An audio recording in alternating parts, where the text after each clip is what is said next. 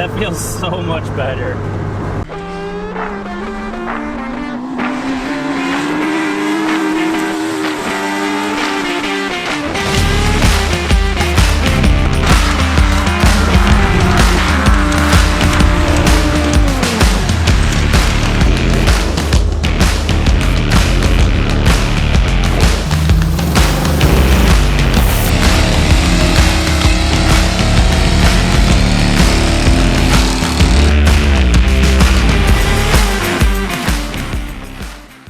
It's like day 82, working on the charger. We finally got the master cylinder here. Got the lines broke.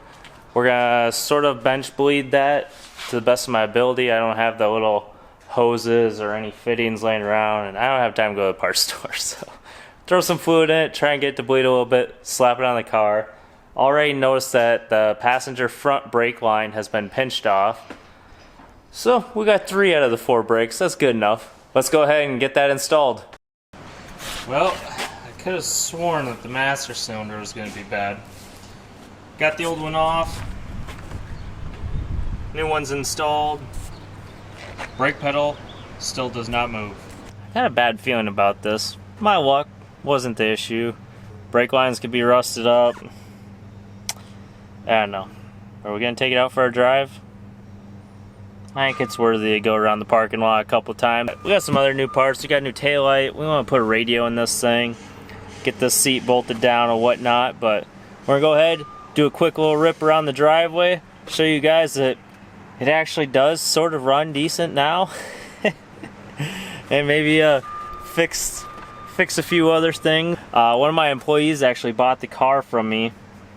So I'm going to end up passing it to him, let him tinker with it a little bit. And you know, enjoy his time with it. I got so many other projects going on that I want to be working on those. And I got too many cars sitting around. I gotta get rid of a couple. Oh, also, next week's video, sneak peek. She's sitting in the sky just a little bit. It's an 84 Cadillac on like a 10-inch lift with 46-inch mud tires. I like to party. I can't wait to get that thing and show you guys what we're gonna do with that and the plans for that. But let's go ahead, take this for a quick rip.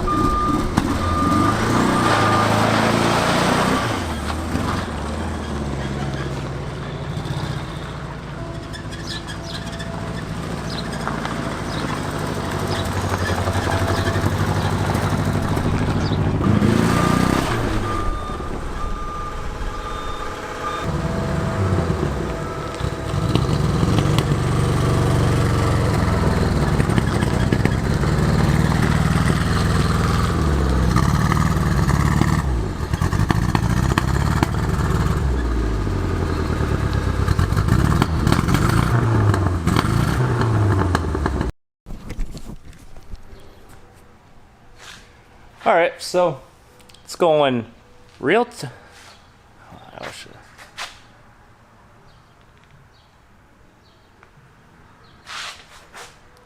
Alright, so it's going just terrible to even get the wheels off. So I can about imagine how well these brake lines are gonna go. The lug nuts have these little like chrome cap on them, and my 1/2-inch DeWalt impact won't even like touch them. The caps are actually coming off of the lug nut itself, getting stuck in my socket. Then I gotta go over to the vise and like punch them out. I've never taken so long to just remove 10 lug nuts before on a little tiny car. Well, let's keep going. 20 minutes later to get 2 wheels off. Check this one on the book of the absolute worst wheel I've ever had to remove. I got the torch out. They've been soaking in PB Blaster for about 30 minutes. And oh, the little chrome caps are falling off. And I still have 2 stripped lug nuts holding this thing on. I got one more option before I'm out of options. I'm gonna hook a chain to it and just rip it off, but gonna heat the living heck out of it and get a nice big hammer and just beat a socket on there and hope for the best.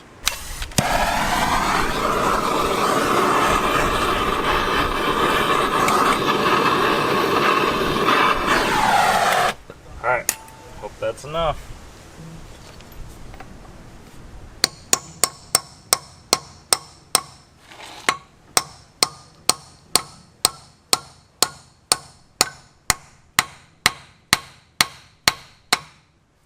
Alright, come on.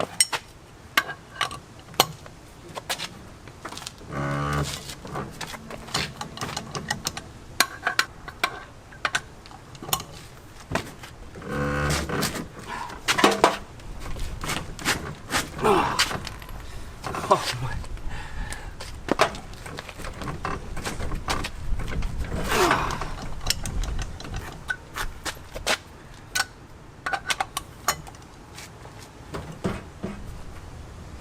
Well, we stand on it. That always works. Oh. I think we got her.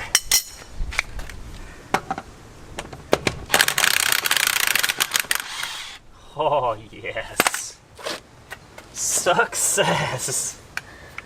Now, just need to figure out how to get that out of there.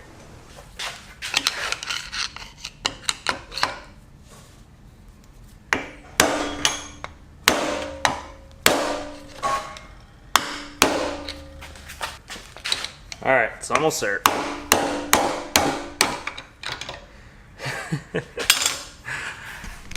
Wow, this is definitely a first for me. I've never tried this trick. In the past, I had to do one where I had to cut the wheel all the heck, and this is much gooder though. Like, we just gotta get some new lug nuts, but hey, at least we're not destroying the wheel. Don't have to do any of that, so with that being said, we got one left. Now since I mentioned it, I'm probably gonna have to cut that one off. Knowing my luck. You ever just have one of those cars that you can't wait to get rid of? It's my own fault. I should have used a proper impact socket. She snapped right off. Oh man. And it took a lot of effort to actually get that on there, so this is gonna be really fun trying to get that back off. Oh wow, that was actually easier than I thought. You just whack it with a hammer 3 times and they break on the inside. So I'm definitely going to do the proper thing and use the same exact socket, just a different brand. We'll see if this brand's better than that brand. But, nope. Good old junk. Come on, don't break on me. Oh my gosh, I got it.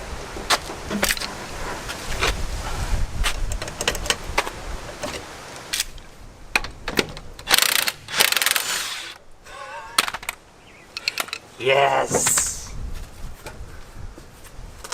Didn't have to cut the lug nuts off. Heck yeah.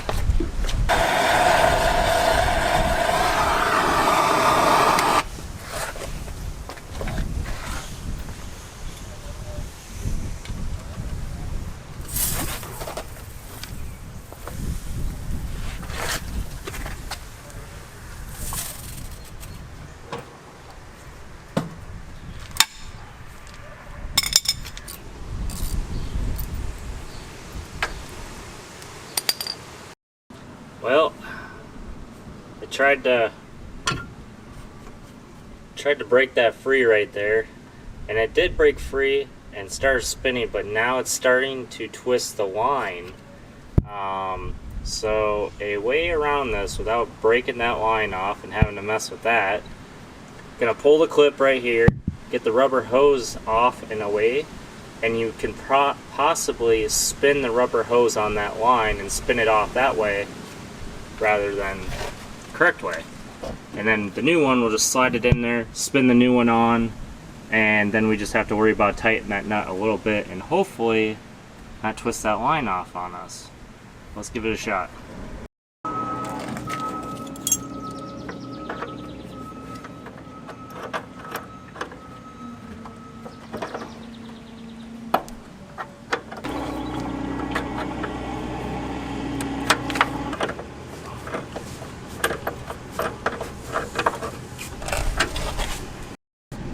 Find it funny, so this side, really tough to see, but actually the brake line fitting stripped out. Well, that's a first. The fitting doesn't even move on the line, so I'm kind of screwed there. So I'm gonna have to replace that line, which luckily, basically there's a proportioning valve right below the master that you can access. Driver's side, super easy. The line's like 10 inches long. Not a big deal. Then I'm like, great, I'm gonna have to replace it from there all the way over here, just like I did on the Galaxy. But, good news, somebody did that trouble for me already. It's been replaced. So, I guess we'll get the flaring tool out and make a short little brake line for that side, and hopefully we should be good.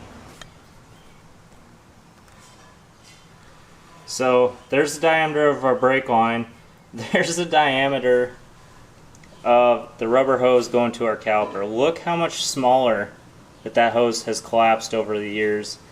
Basically not even allowing fluid to travel from your brake caliper to your master. Now that we're free, we should be able to spin these rotors. Well, I have it in gear. And we are leaking fluid. Oh. Finally, we're getting some fluid down to the bleeder, but let's get the tool on there, get the air out of the lines, and see if we got a brake pedal. All right, went ahead, got the air out of the lines, threw some fresh tires on this bad thing. I actually have the rear tires there too. The car, I can actually push it by hand now, which is promising because you can never do that before. Brake pedals, nice and firm, and I think it's officially ready. All right. She's still showing power loss, air fuel, a little rich, that's okay. That means we won't blow it up. For some reason, our RPM gauge quit working, and that was working, and then I messed with the distributor, it quit working. I fixed the distributor, it started working, and now it's not working again. It seems when the car heats up, it's starting to have a miss again right at idle. But as soon as you get on the RPM into the turbo, it's running fine. Not missing anymore. But, no, we're gonna go take it for a ride and see what happens.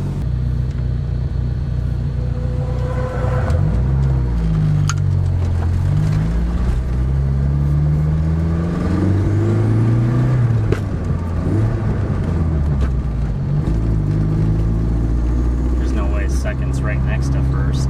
That's weird.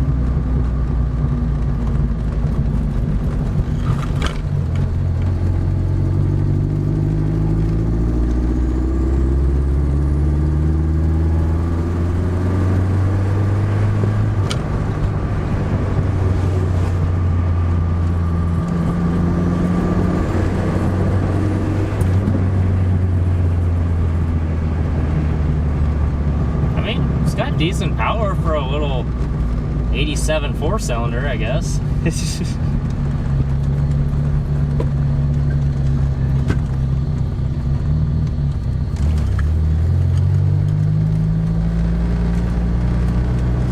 Kind of hard to believe that it's first and then second, but maybe. No way.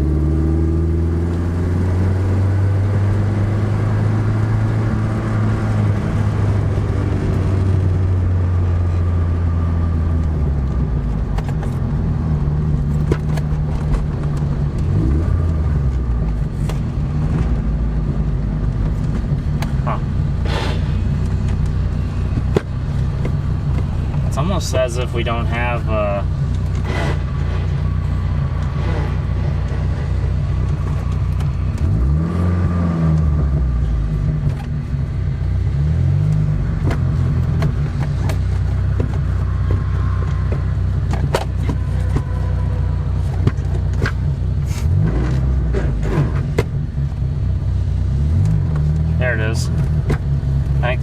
needs adjusted on it.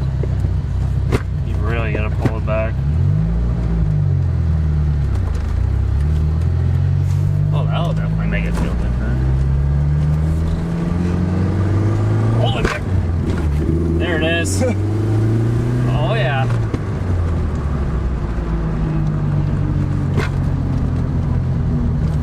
Race car, you just have to slam it. Yeah. I want to check the brake. The master cylinder is still leaking kind of on the brake booster.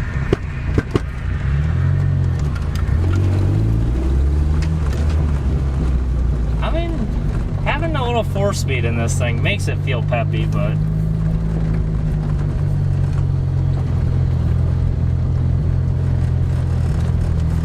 it's fun to drive.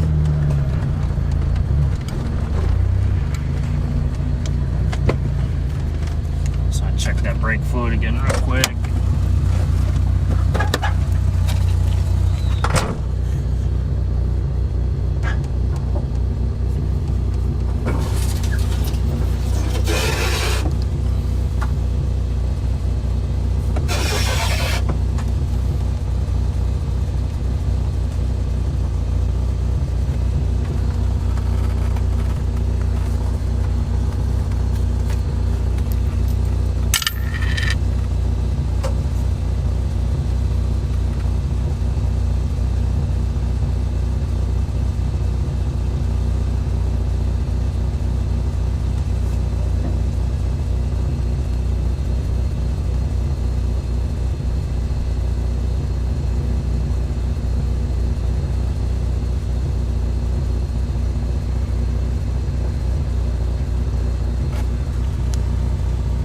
Still recording? Yeah, it's. You want to video me real quick? Yeah. I can get it. Oh.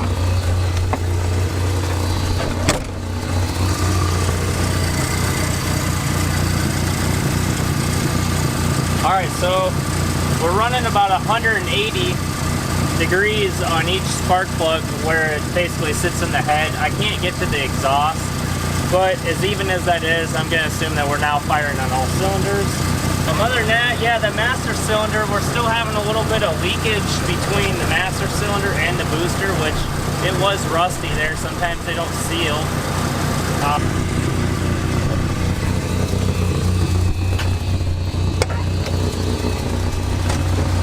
Just have to keep the wheel chalk with that park on the hill. Yeah. Why does that door not work? Oh, maybe the temp gauge is working. Well, you rev it up and the temp gauge moves. This makes sense.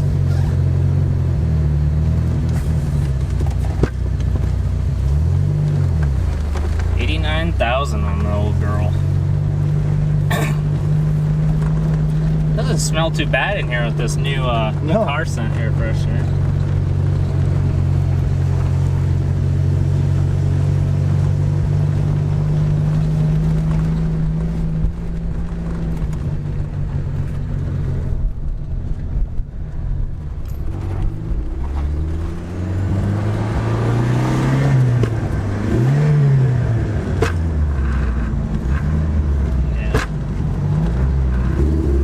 Doesn't like that second.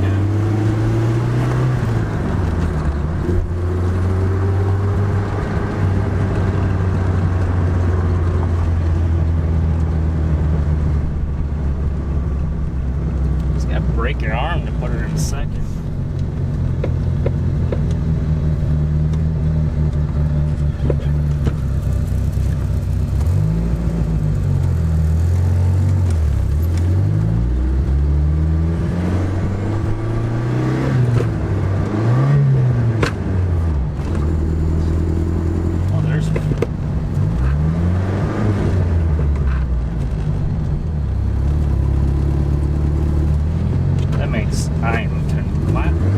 I am just confused. What is happening here?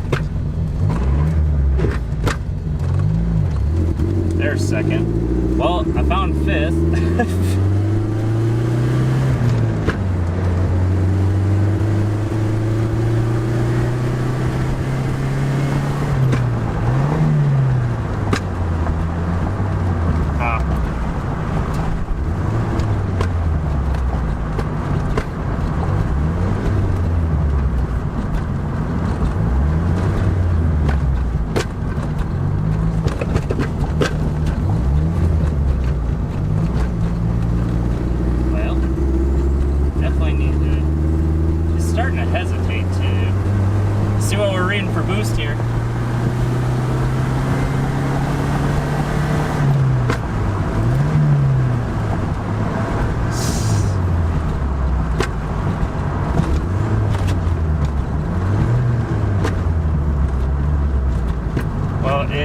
want fifth. There's just nothing there. Well, be that way then. Hey, the RPM gauge just started working. What? What is happening? Okay. Makes all the sense in the world. That allowed the fuel gauge to come back down to half, so we know where that's at now. I am just confused. Wait a minute. Oh! Okay, so temp gauge is working. That was oil pressure. I was just reading low and high. I don't know why I thought that was temp. And why in the world can I put it in 5th gear at slow RPM but not?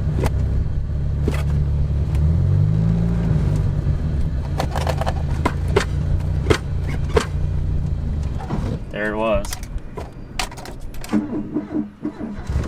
Oh.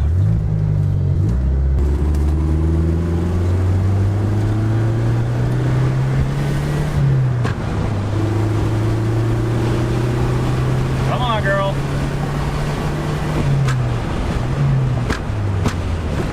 There it is. Oh, you know what I'm doing. We're doing 60.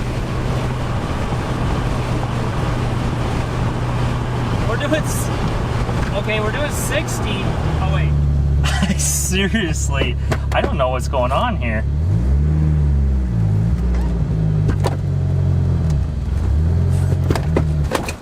What? I was in neutral. Okay, definitely got something going on with the shifter.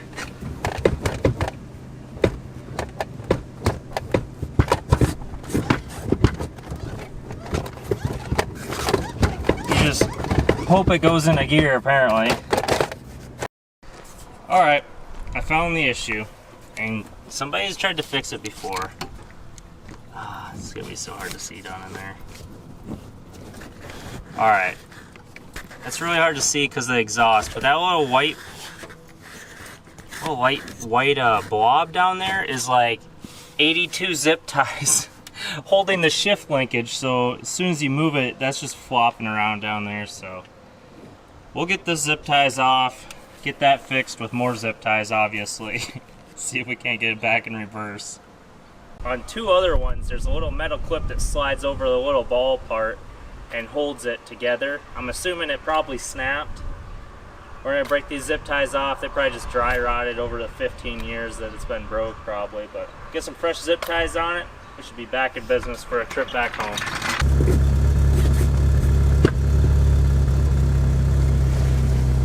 Yeah, that puts reverse in a totally different position from before.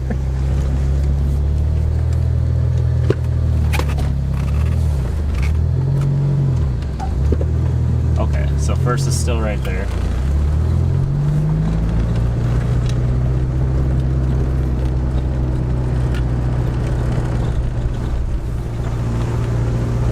The shifter is so close now. Before it was like we were way down here and it wasn't doing anything.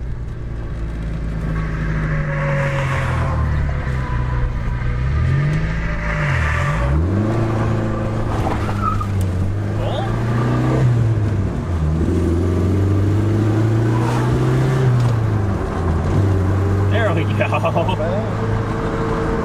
That feels so much better.